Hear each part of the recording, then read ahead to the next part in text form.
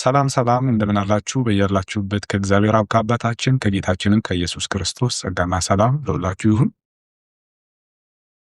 ዛሬም እንደተለመደው በአዳዲስና በአጫጭር አስተማሪ ቪዲዮዎች ወደ እናንተ መጥቻለሁ። እንደዚህ ቻናል አዲስ ሆናችሁ ሰብስክራይብ፣ ሼር በማድረግ እስከ ፕሮግራም ፍጻሜ ድረስ አብራችሁኝ እንድትቆዩ በጌታ ፍቅር ጠይቃለሁ። መልካም ቆይታ።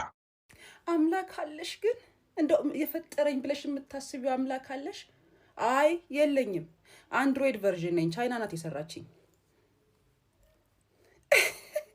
እና አምላክ ላይ ኖረኝ ነው ግዴታ እናንተ የምታመልኩትን አምላክ ማምለክ አለብኝ አምላክ አለኝ ለማለት። እኔ የማመልከው አምላክ ኢየሱስ አምላኬ ያለውን አምላክ ነው።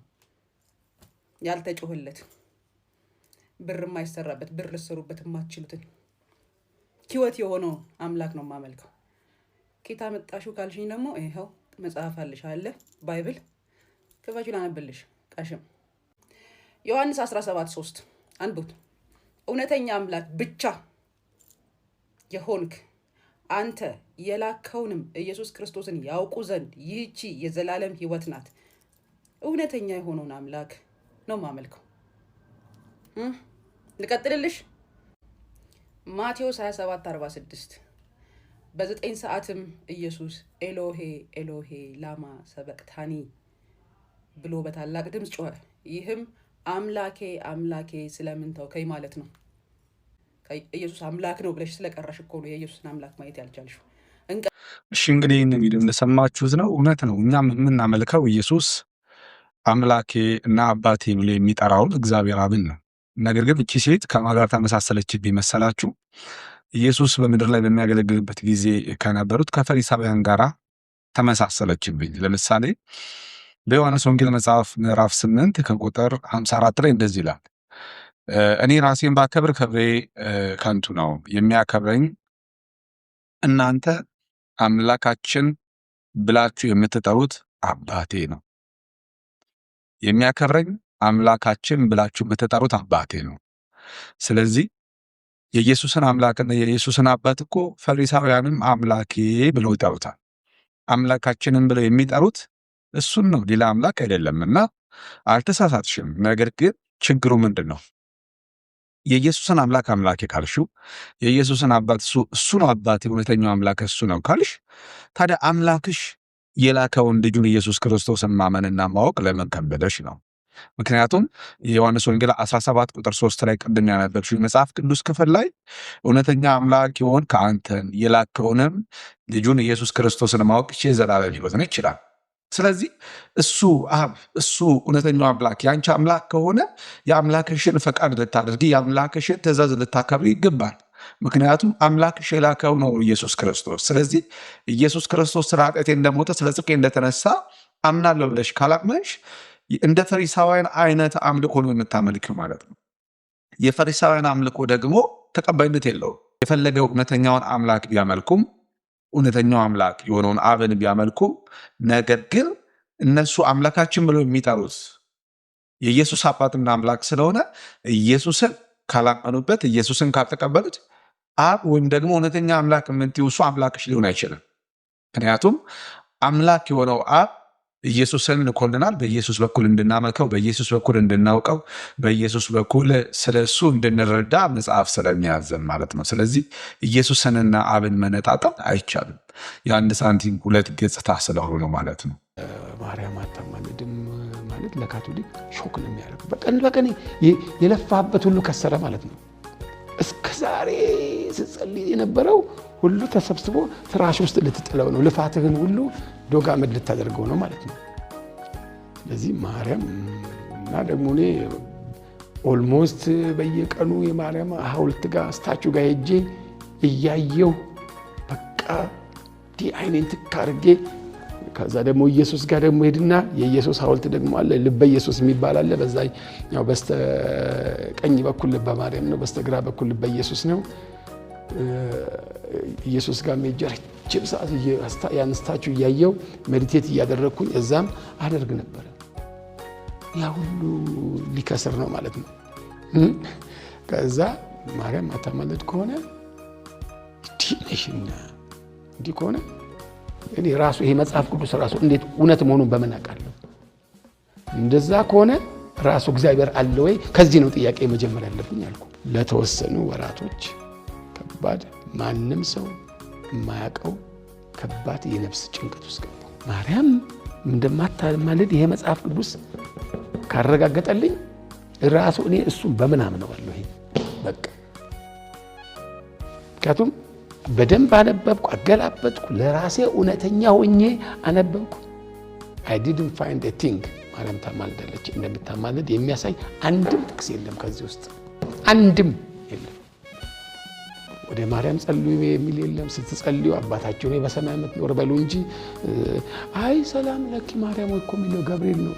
ገብርኤል ወደ ማርያም ሰላም ለኪ ማርያም ሆይ እያለ አልጸለየም። ሰላምታን የሰጣት ሃይ ማርያም እንደምንለው ሰላም ለኪ ማርያም ሆይ ሰላም ላንቺ ይሁን ፖላይት የሆነ መንፈሳዊ ሰላምታን ያቀረበላት እንጂ ወደሷ እየጸለየ አይደለም። ከዛ በኋላ ለኛ ደግሞ በሉ እንግዲህ እንደዚህ አድርጋችሁ ጸልዩ በእኔ ሰላምታ አድርጋችሁ ወደ ጸሎት ቀይሩትም አላለንም። ይሄ ውስጤ እኔ አእምሮዬን እጠቀማለሁ እና ስል ይሄ የለም በቃ እንዲህ ከሆነ አልኩና ከባድ ጭንቀት ውስጥ ገባሁ። እግዚአብሔር አለ የለም? እኔ ወጣት ነኝ፣ አእምሮ የሚሰራ ነው። እግዚአብሔር ሆይ ካለህ ላምንህ ዝግጁ ነኝ። ካለህ ራስን በሚገባኝ መልኩ ግለጽልኝ። እኔ ባልገባኝ ነገር ወደ ሲኦል ብትከተኝ ልክ አይደለም፣ ፌር አይደለም። ምክንያቱም እኔ ላምንህ ዝግጁ ነኝ። አላምንም አላልኩም፣ ግን ባልገባኝ ነገር እንዴት ላምነህ? እንደዚህ ነው ያልኩት። በጌታ ፊት ነው የምነግርህ። እና እሺ እንግዲህ ይሄንን ቪዲዮ እንደሰማችሁት ነው። ኦርቶዶክስ እና ካቶሊክ የነበርን ሰዎች ይሄንን ስሜት እንረዳዋለን አይደለ? እዛ ኦርቶዶክስ ቤት ሆነን ስንጸልይ እንኳን ጸሎት እያከፋፈልን ነው። ስናመሰግን ምስጋና አከፋፍለን ነው። መጀመሪያ ወደ እግዚአብሔር እንጸልያለን፣ ከዛ ወደ ማርያም እንጸልያለን፣ ከዛ እንዳይከፋቸው ለሚካኤል እንዳይከፋው ለገብርኤል ያለን እንዲህ ጸሎት ስናከፋፍል አምልኮ ስናከፋፍል ነው ይኖርናል። እውነት ነው። ይሄ ሁሉ ለዘመናት ያከማቸነው ነገር ድንገት ሲፈርስብን ዜሮ ሲገባ ያስደነግጣል። ለዘመናት ጸሎቱ፣ ምጽዋቱ፣ በቤተክርስቲያን ውስጥ የሚደረገው ስርዓት፣ ያ ሁሉ ገዳም ለገዳም መዞር የሚደረገው ስርዓት በሙሉ ከንቱ ሲሆን ውሸት እንደሆነ ሲገባን ለመቀበል ልንቸገር እንችላለን። መጽሐፍ እንደሚል እኮ ነው በሮሜ መጽሐፍ ምዕራፍ 10 ቁጥር 1 ላይ የራሳቸውን ጽድቅ ሲያቆሙ ለእግዚአብሔር ጽድቅ አልተገዙም ይላል አይደለ? ስለዚህ የራሳቸውን ጽድቅ ሲያቆሙ ማለት ፈሪሳውያን አስራታቸውን፣ በኩራታቸውን፣ በወጋቸውን፣ ስርዓታቸውን፣ ባህላቸውን የሙሴን ሕግ በመጠበቅ በቃ ለዘመናት የገነቡት የራሳቸው ጽድቅ አለ ወደ እግዚአብሔር ለመድረስ ማለት ነው። ነገር ግን ላይ ከደረሱ በኋላ መሰረቱ ትክክል ስላልሆነ ይደረመሳል ማለት ነው። ዜሮ ይገባል ማለት ነው። አንዳንድ ህንፃዎች እንኳን በትክክለኛው መሰረት ላይ ካልተመሰረቱ፣ ግንባታው ትክክል ካልሆነ በመንግስት እንዲፈርሱ ይደረጋል። ልክ እንደዚህ ነው። በቃ እኛም በሃይማኖት ቤት ውስጥ ሆነን ለዘመናት የድንግል ማርያምንም ልጃ ተማምነን የቅዱስ ሚካኤልን ተራዳይነት ተማምነን ኖረን እስከዛሬ ኖርነው ህይወት ውሸት እንደሆነ ምንም አይነት መጽሐፍ ቅዱሳዊ መሰረት እንደሌለው ሲገባ ለመቀበል እንቸገራለን እና እውነትም ግን እንኳንም ጌታ ደረሰልን። በዛ ሁኔታ ውስጥ እንኳን ሆነን እረፍት የለም፣ ሰላም የለም አይደለም ማለት ጥያቄ እኮ ይፈጥርብናል። ወደ ማርያም እንጸልያለን፣ ወደ ሚካኤል እንጸልያለን ማለት ጥያቄ እየፈጠርብን ነው የምናደርገው። ያደግንበት የእናት አባቶቻችን ወግ፣ ልማድ፣ ባህል ስላለ አይምሯችንም ያንን ነገር ቀድሞ ስለተቀበለ በቃ እናደርገዋለን እንጂ ነገሩ እረፍትና ሰላም የሚሰጥ ሆኖ አልነበረም በጊዜውና። ነገር ግን የወንድማችንም ጭንቀት ይሄ ነበረ። ጌታ ሊገባው ሲል እሱ ደግሞ የሚያምነው እምነት መጽሐፍ ቅዱሳዊ መሰረት እንደሌለው ሲያውቅ እንዴት ብሎ ከራሱ ጋር ትግል ውስጥ ገብቶ ነበር ማለት ነው። በመጨረሻም ጌታ ሲደርስልን ከእንደዚህ አይነት አሸንክታ ከእንደዚህ አይነት ከንቱ ተረት ነፃ ወጣን ማለት ነው። ክብር ለኢየሱስ ሲሆን ስንት ሚስት አገባ ግን ንገረኝ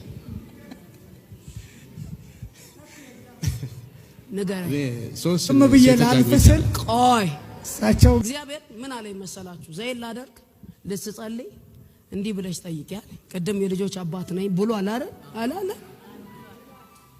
ከዛ እንዲህ በስንት ሚስት አገባ በይውና ጠይቅ ያለኝ ስንት ሚስቶች ነበሩክ? ብዙ ናቸው ማለት ወደ እግዚአብሔር ከብዙ ይገላግል።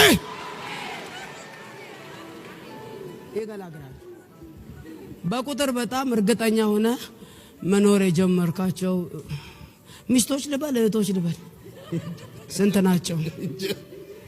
እንደተመቸው ናርክ ስንት ሚስቶች አገባ? ታስት ኦፊሻል አብራሃቸው የኖርካቸው?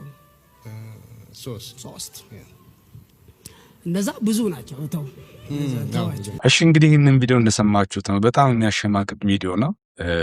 ይህንን ሰው በዚህ ሁሉ ህዝብ ፊት አቁሞ በዚህ ልክ በዚህ ደረጃ በሰው ፊት ማሸማቀቅ፣ ገበናውን ያለውን ነገር በመግለጥ ሰዎች ፊት እንደዚህ ያዋርዳል ብዬ እኔ መንፈስ ቅዱስ አላምንም።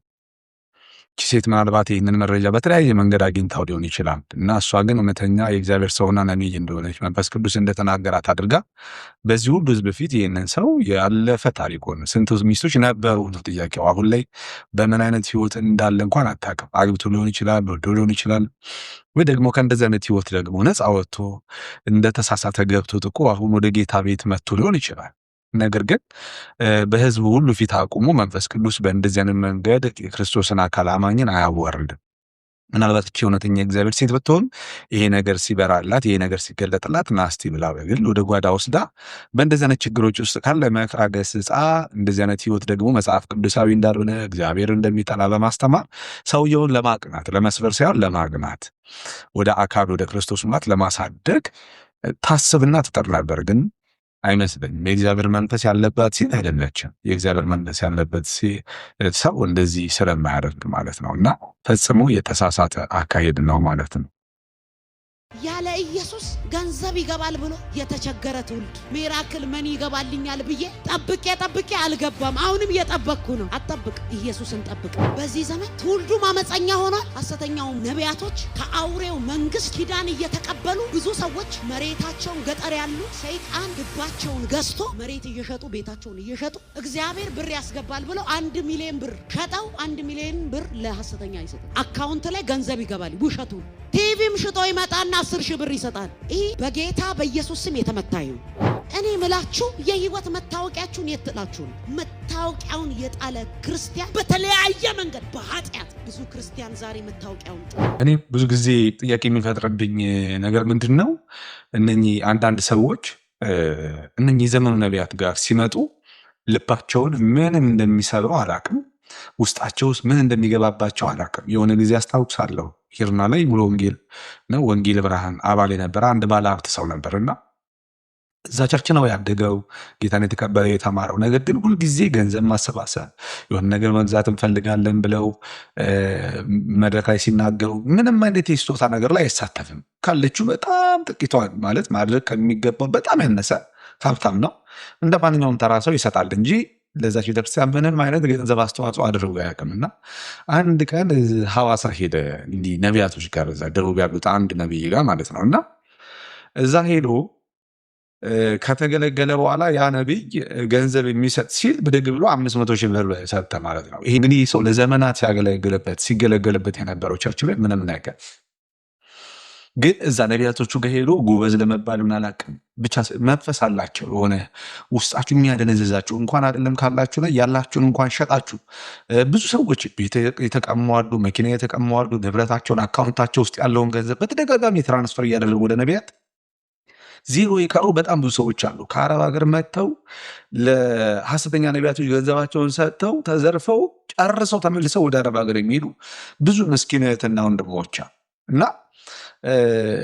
ምን አይነት መንፈስ እንዳላቸው አላውቅም። እውነት ነው ከበስተጀርባ የሆነ የሚያደነዝዙበት የሆነ የጨለማ አሰራር እንዳለ አምናለው። የሰውን ኪስ የሰውን ጓዳ በዝብዞ ባዶ የሚያስቀር ማለት ነው። እና እነኚህ የዘመኑ ነቢያት የሆነ መንፈስ አላቸው። ከበስተጀርባ አብሯቸው የሚሰራ የጨለማ አሰራር አለ ብዬ አምናለው። እና ወደ እውነተኛው ወደ እግዚአብሔር ቃል ብንመጣ እውነተኛውን ብርሃን ብናበራ እውነተኛው የህይወት መታወቂያችን ክርስቶስ ነው። በክርስቶስ ያገኘነውን ጽድቅ ቅድስና ብንገልጥና ሊመጣ ያለውን ክብር ብንናፍቅ መልካም ነው ብዬ አስባለሁ። ድንጋዮችን ምትነኩ ልጆች ከዚህች ቀን ጀምሮ ህይወት እንዲከብዳችሁ ጸልያለሁ። ይቺ ምድር እንዳትቋቋም ጸልያለሁ። ይሄ ምድር እንዳይሸከማችሁ ጸልያለሁ። ይሄ ምድር አፉን ከፍቶ እንዲውጣችሁ ጸልያለሁ። ይቺ ምድር እንዳትችላችሁ ጸለይኩኝ። መንገዳችሁን መልአክ ይዝጋ። የእግዚአብሔር መልአክ ያስጨንቃችሁ። የእግዚአብሔር መልአክ ያስጨንቃችሁ። እውነት እኔ እጸልያለሁ ብራዘር፣ የመንገድህን እንዲዘጋ ጸልያለሁ። መንገድህን እግዚአብሔር እንዲዘጋ ጸልያለሁ። መንገዳችሁ እንዲዘጋ ጸልያለሁ። መንገድህን ልዘጉ የወጣችሁ ክፉ ያሰባችሁ። ይኸውና እንግዲህ የዘመኑ ነቢያት መንፈሳዊ ልጆች እነዚህ ናቸው። ተራጋሚ የክርስቶስን አካል አማኞችን በዚህ ልክ መርገም የተካፈለው መንፈስ የጨለማ መንፈስ እንደሆነ በእርግጥ ያስታውቃል መጽሐፍ ቅዱስ። እናንተ ባርኩ ለበረከት ተጠርታችኋልና አትርገሙ ይላል መጽሐፍ ቅዱስ። ባርኩ እንጂ አትርገሙ፣ ምክንያቱም ለበረከት ተጠርታችኋልና። ጳውሎስ ደግሞ ከአንደበታችሁ ማንኛውም ክፉ ቃል ያውጣ በጎ ቃል እንጂ ይላል እና እኛ አማኞች ልንባርክ እንጂ ልንረግም አልተጠራንም። ይሄ ወንድማችን ግን ያው የዘመኑ ነቢያት ብዙዎችን እንረግማቸዋለን፣ ቃል አውጣብሻለሁ እያሉ እያሰራሩ ገንዘብ ይበዘብዙ የለ። በዛ መንገድ እንግዲህ ያደገው ከነሱ እየተማረ ስለሆነ ይኸው በመንገድ ያስቀር፣ ጌታ አምላክ ያስጨንቅ፣ በአጭር ቀን ጠፋ፣ መሬት ተዋጥ እያለ የእርግማንን ቃል ሲናገር እንሰማለን ማለት ነው። እነኚህ ናቸው እንግዲህ ነገ ምድራችንን የሚያስጨንቁት ማለት ነው። ብዙ አማኞችን የሚያስቱት ያውን ያሉት ነቢያት ምን አይነት ሰዎችን እያፈሩ እንደሆነ አሁን እየተገለጡ ነው። በየሚዲያው ሲዋርዱ ያለን ቲክቶክ ላይ አይደለ? በስልክ እየዋሹ ባለትዳር ያልሆኑትን በትዳር እንደዚህ አይነት ችግር ያለው ልጅ የሌላቸውን ይህን ያህል ልጆች አሉ አይደለ እያሉ ልጅ አላቸውን ደግሞ ልጅ የለህም አይደለ እያሉ ሲዋሹ ሲያዙ በተለያየ መንገድ እየተጋለጡ የማን ልጆች ናቸው? ይህን የዘመኑ ነቢያት። አሁን እነሱ መጀመሪያ ስለተሳካላቸው በማጭበርበር ሲስተማቸው በጣም ስለተዋጣላቸው ሚዲያ ከፍተዋል። ብዙ ህዝብ ይከተላቸዋል። ብዙ ገንዘብ አላቸው። እነሱን ማስቆም ይከብዳል። ገንዘብ ስላለ፣ ገንዘብና ህዝብ ካለ ይቀጥላል አንድ ሰው። ግዴታ እግዚአብሔር አብሮት ስላለ ብቻ አይደለም። እና በዚህ መንገድ እነሱ እውነተኛ መስለው ስኬታማ መስለው ለሌሎች ራሳቸውን እንደ ምሳሌ አድርገው ስላቀረቡ እነኝህም ሰዎች እነሱን እንደ ምሳሌ አድርገው ነው ከፊታቸው ፈለጋቸውን እየተከተሉ የሚያድጉት ማለት ነው። እነኝህ ደግሞ ከነኛ የባሱ ዘራፊዎች፣ ወንበዴዎች፣ አጭበርባሪዎች፣ ነፍሰ በላዎች ይሆናሉ ማለት ነው። እንግዲህ እግዚአብሔር ህዝባችንን ከእንደዚህ አይነት አጭበርባሪዎችና ክፉዎች ይጠብቅልን። ዋናው ደግሞ የእግዚአብሔር ቃል ነው። የእግዚአብሔር ቃል አለው። ለጊዜው ለቃሉ ጊዜያችሁን ስጡ። ከቃሉ ጋር ቆዩ። አብራችሁ ከጌታ ጋር በቃሉና በመንፈሱ ህብረት አድርጎ፣ አለበለዚያ በትምህርት ነፋስ መፍገምገም ያለ ነው። ራሱ ወደሆነ ወደ ክርስቶስ በማድረግ ስር ሰደን መታነጽ ይገባናል። እና ለዛሬ ያዘጋጀሁላችሁ ቪዲዮ ይህንን ይመስላል። በሌላ ቪዲዮ እስክንገናኝ ድረስ በያላችሁበት የጌታ ኢየሱስ ክርስቶስ ጸጋ ከሁላችሁ ጋር ይሁን። ሰላም